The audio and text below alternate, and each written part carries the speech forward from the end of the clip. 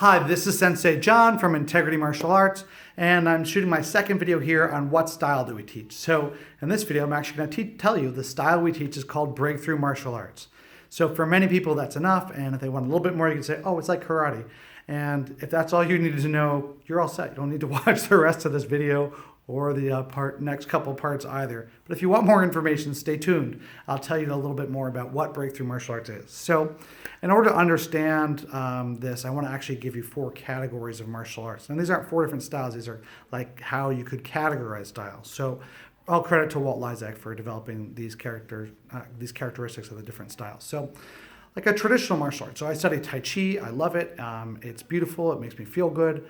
And frankly, one of the reasons I study Tai Chi is because it's just ancient, or old in any case, traditional martial art. And I just love preserving that tradition and really like feeling like I'm part of something that stretches out over time. And it also has these amazing health benefits. But it's ultimately, part of it is to preserve a tradition, right? Nothing wrong with that. That's great. People do all sorts of things to preserve traditions, and martial arts is one of them. And that's it. But that's its primary. If that was its primary goal, then we could say, hey, that kind of Tai Chi is a traditional martial art. Another kind of martial art might be called a performance martial art. So I've studied a few different kinds of Kung Fu, and one style in particular I thought had a lot of extra flourish and was just cool.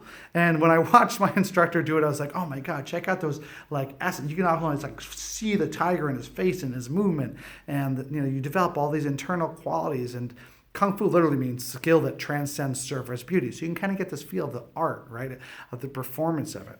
And so that's a performance martial art, one that's designed to be performed. A modern example would be tricking, which is like when you see in the movies, these guys who like jump up and they spin 3 times before they land a kick. There's really no practical reason to spin 3 times before you kick someone. But it's freaking cool. Like, go you guys. I can't do that stuff. That's amazing. So that would be like a performance martial arts designed to be performed, right? A third category of sport martial arts might be a sport martial art. So boxing is a good example of a sport martial art. So boxing's optimized for boxing, right? That makes perfect sense, right?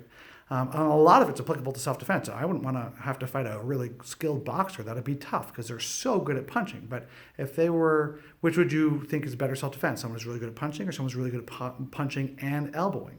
Well, probably the person who's good at both of those things, right? How about the person who's really optimized for punching, the person who's optimized for punching, elbowing, and also knows how to use a firearm really well?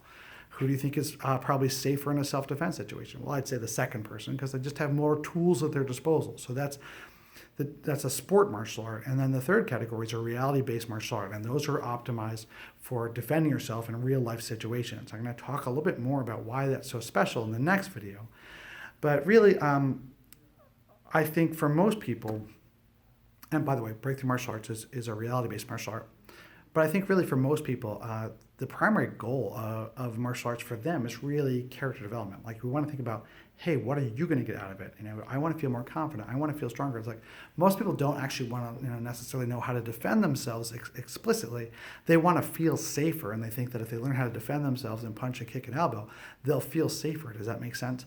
Most people want to feel more confident, and they think that as they become more powerful in their bodies, they're going to feel more confident. And those are both true statements, and you can get both.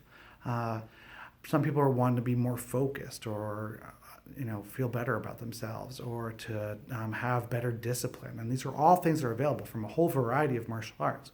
But really those things that we're talking about are really about developing your character more than the actual movements or of a particular style. So thank you. That's what I want to talk about in this video. And tune in for the next one to learn more about what a reality-based martial art is or a reality martial art is.